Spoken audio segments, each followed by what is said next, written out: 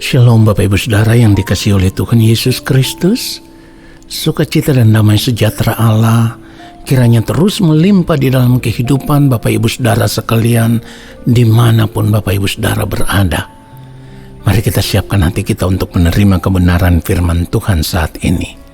Mari kita berdoa. Bapa yang maha mulia, Allah yang maha kudus, Allah yang kami sembah di dalam nama Tuhan Yesus Kristus.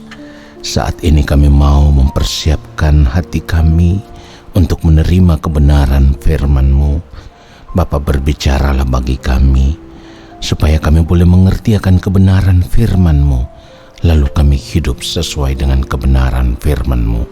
Di dalam nama Tuhan Yesus Kristus, kami siapkan hati kami untuk menerima kebenaran firman Tuhan saat ini. Haleluya. Amin. Saudara yang dikasihi oleh Tuhan Yesus Kristus, kita akan melihat kebenaran firman Tuhan 1 Tesalonika pasal yang keempat, ayatnya yang ketujuh. Firman Tuhan katakan, Allah memanggil kita bukan untuk melakukan apa yang cemar, melainkan apa yang kudus. Saudaraku, sebagai orang percaya kita harus menyadari bahwa kita terpanggil untuk hidup di dalam kebenaran. Kita terpanggil untuk hidup tetap tinggal di dalam kesucian dan kekudusan Allah. Bahkan kita harus hidup hanya untuk melakukan kehendak Allah Bapa di sorga. Kalau kita tidak hidup di dalam kebenaran, maka dapat dipastikan kita bukan anak-anak Allah. Kalau kita tidak tinggal di dalam kesucian dan kekudusan Allah, kita bukan anak-anak Allah. Kalau kita tidak hidup melakukan kehendak Allah, kita bukan anak-anak Allah. Kenapa? Karena Bapa di sorga adalah Allah yang benar, Allah yang suci, Allah yang kudus, Allah yang mulia. Jadi bagaimana mungkin kita mengaku sebagai anak Allah tetapi hidup kita tidak seperti yang Allah kehendaki?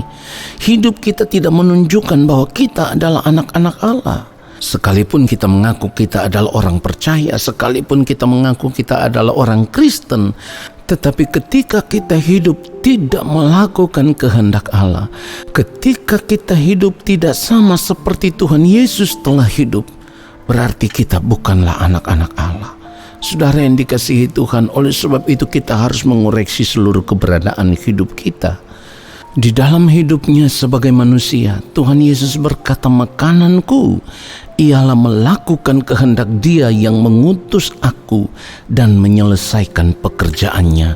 Jadi seluruh keberadaan hidup Tuhan Yesus selama Ia ada di dunia ini hanya melakukan semua yang merupakan kehendak Bapa di sorga. Jadi bagaimana mungkin kita bisa berkata kita adalah anak-anak Allah tetapi kita masih tetap hidup hanya untuk kepentingan diri sendiri, hanya untuk menyenangkan diri sendiri, hanya untuk menikmati hal-hal yang tidak sesuai dengan apa yang Bapa kehendaki.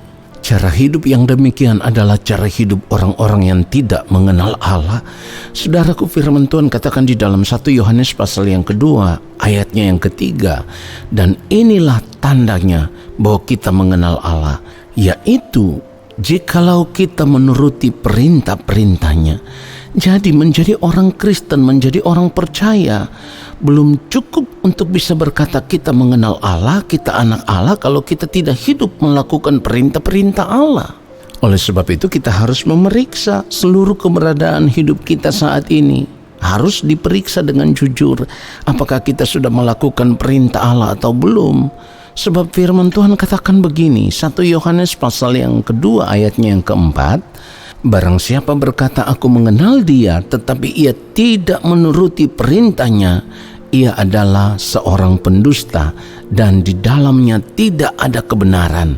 Saudaraku, dari kebenaran firman Tuhan ini, sebagai orang percaya seharusnya kita membuka mata hati dan pikiran kita untuk memeriksa seluruh keberadaan hidup kita. Supaya ketika kita menemukan bahwa ternyata kita belum hidup melakukan apa yang menjadi kehendak Allah, kita belum hidup melakukan semua perintah Allah, maka kita harus bertobat sungguh-sungguh. Sebab jika kita tidak bertobat sungguh-sungguh, hal itu sama dengan kita menimbun murka Allah atas hidup kita sendiri. Firman Tuhan katakan di dalam Roma pasal yang kedua mulai ayat yang ke-5 sampai ayatnya yang ke-8, tetapi oleh kekerasan hatimu yang tidak mau bertobat, engkau menimbun murka atas dirimu sendiri pada hari waktu mana murka dan hukuman Allah yang adil akan dinyatakan. Ayat 6, Ia akan membalas setiap orang menurut perbuatannya. Ayat 7, yaitu hidup kekal kepada mereka yang dengan tekun berbuat baik, mencari kemuliaan, kehormatan, dan ketidakbinasaan. Ayat 8, tetapi murka dan geram kepada mereka yang mencari kepentingan sendiri, yang tidak taat kepada kebenaran, melainkan taat kepada kelaliman. Saudara, perhatikan itu. Jadi kalau kita mengaku kita adalah anak-anak Allah, kita orang percaya, kita harus membayar harga untuk hidup di dalam ketaatan penuh terhadap kehendak Bapa di sorga. Hidup hanya untuk melakukan semua yang merupakan perintah Allah Bapa di sorga.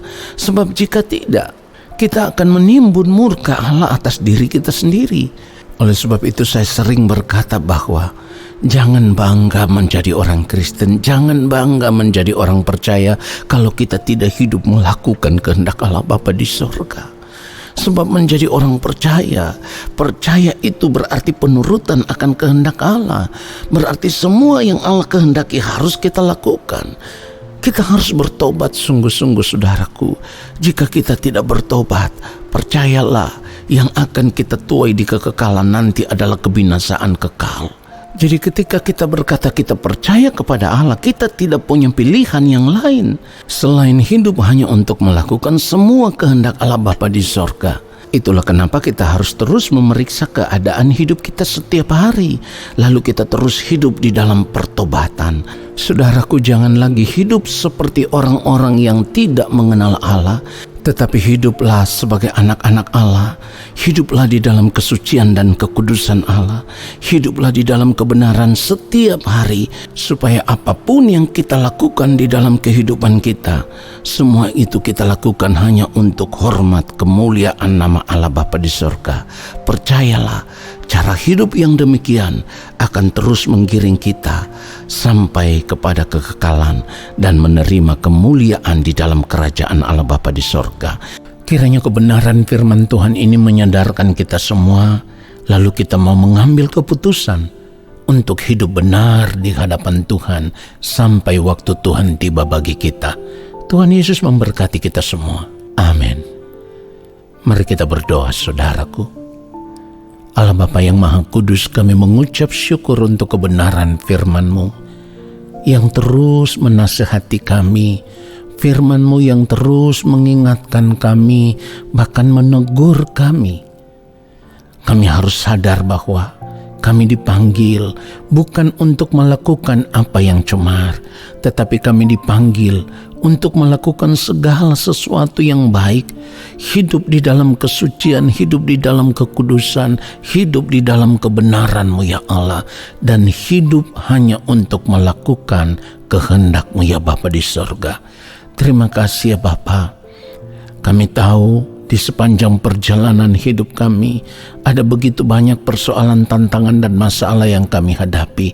Tetapi saat ini ketika kami mendengarkan kebenaran firman-Mu, kami mau melihat bahwa berjuang untuk melakukan segala sesuatu sesuai dengan kehendak-Mu ya Bapa, itu lebih daripada apapun, dan kami harus berjuang sampai di ujung nafas hidup kami yang terakhir, supaya pada akhirnya Bapa bisa menemukan kami menjadi pribadi yang berkenan, pribadi yang menyukakan, menyenangkan hati Bapa, pribadi yang akan diakui oleh Bapa sebagai anak-anak Allah di dalam kerajaan-Mu ya Bapa di sorga.